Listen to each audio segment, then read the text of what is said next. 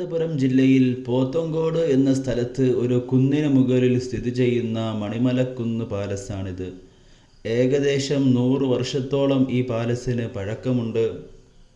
തിരുവിതാംകൂർ രാജവംശവുമായിട്ടാണ് ഈ പാലസിൻ്റെ ബന്ധം.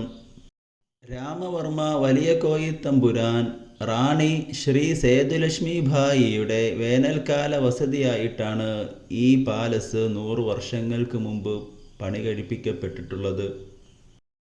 ചില സൂപ്പർ ഹിറ്റ് സിനിമകളുടെ ചിത്രീകരണം ഈ പാലസിൽ വെച്ച് നടന്നിട്ടുണ്ട്. അതിൽപ്പെട്ടതാണ് ഗീതാഞ്ജലി, സൂപ്പർമാൻ, പത്താമുദയം പോലുള്ള സിനിമകൾ.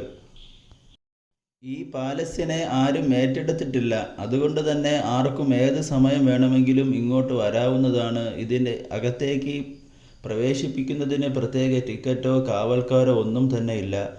എന്നാലും സൂര്യാസ്തമയത്തിന് തൊട്ടു മുമ്പും അതിനുശേഷം പിറ്റേ ദിവസം സൂര്യൻ ഉദിക്കുന്നത് വരെയുള്ള രാത്രികാലങ്ങളിൽ ഈ കൊട്ടാരത്തിനകത്തേക്കോ ഇതിൻ്റെ പരിസരത്തേക്ക് തന്നെയോ ആരും വരാറില്ല എന്നുള്ളതാണ് വാസ്തവം.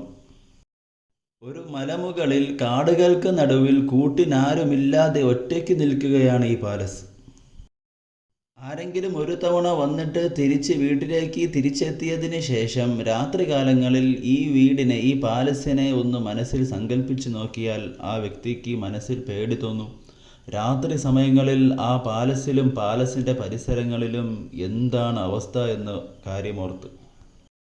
ഒരു ചരിത്ര പൈതൃകം നശിച്ച് നാമാവശേഷമായി പോകുന്നതിന് മുമ്പായി കേരള ടൂറിസം വകുപ്പ് ഇതിനെ ഏറ്റെടുത്ത് സംരക്ഷിക്കേണ്ടതുണ്ട്.